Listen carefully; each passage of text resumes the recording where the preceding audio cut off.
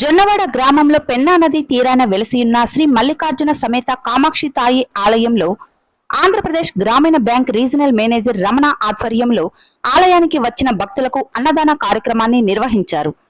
ఈ సందర్భంగా ఆయన మాట్లాడుతూ నెల్లూరు రీజన్ లో గ్రామీణ బ్యాంకు 67 శాఖలు ఉన్నాయని, బ్యాంక్ టర్నోవర్ 5,700 కోట్లు ఉంటుందని తెలిపారు.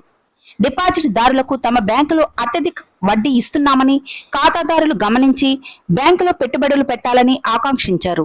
అన్ని బ్యాంకులకు ధీటుగా రుణ సదుపాయం కూడా ఖాతాదారులకు కల్పిస్తున్నామని తెలిపారు. ఆంధ్రప్రదేశ్ గ్రామీణ బ్యాంక్ సేవా కార్యక్రమాలలో ఎప్పుడు ముందు ఉంటుందని, అందులో భాగంగా ఈ రోజు జొన్నవాడ ఆలయంలో అన్నదాన కార్యక్రమాన్ని నిర్వహించామని తెలియజేశారు. ఈ కార్యక్రమంలో గ్రామీణ బ్యాంక్ సిబ్బంది పాల్గొన్నారు.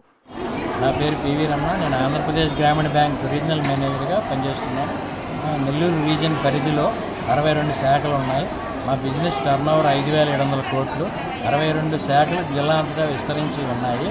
డిపాజిట్లపై కూడా మేము అత్యధిక వడ్డీని ఇస్తున్నాం. కాబట్టి ఖాతాదారులందరూ తమ మిగులు ధనాన్ని మా బ్యాంకులో డిపాజిట్ చేసి అత్యధిక వడ్డీని పొందాలని కోరుకుంటున్నాము. ఆ తర్వాత రుణ సదుపాయం కూడా ఇతర వాణిజ్య బ్యాంకులకు ధీటుగా మేము అన్ని రకాల లోన్ ప్రోడక్ట్స్ మా దగ్గర ఉన్నాయి. గృహ రుణాలు కావచ్చు, వాహన రుణాలు కావచ్చు, విద్యా రుణాలు, అన్ని రకాల రుణాలను అందజేస్తున్నాం. వ్యవసాయం సంబంధించి క్రాప్ లోన్లు, డాక్రా మహిళల గ్రూప్ లోన్లే కాకుండా వ్యవసాయ సంబంధితంగా హార్వెస్టర్లు, ట్రాక్టర్లు, ఇతర పనిముట్లకు కూడా మేము రుణాలు అందజేస్తున్నాం. దీంతోపాటు గృహ రుణాలు కూడా సరళమైన వడ్డీకి అందజేస్తున్నాం. కాబట్టి ఖాతాదారులందరూ ఈ సౌకర్యాన్ని వినియోగించుకుని రిక్వైర్మెంట్స్ని సబ్మిట్ చేసి లోను పొందాల్సిందిగా కోరుతున్నాము.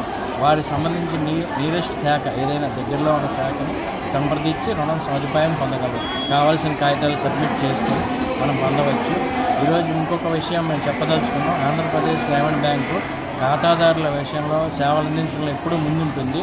ఈరోజు శ్రావణ శుక్రవారం సందర్భంగా జొన్నవాడ కామాక్షి తాయి ఆలయంలో అన్నప్రసాద వితరణ కార్యక్రమాన్ని బ్యాంకు ఏర్పాటు చేసింది.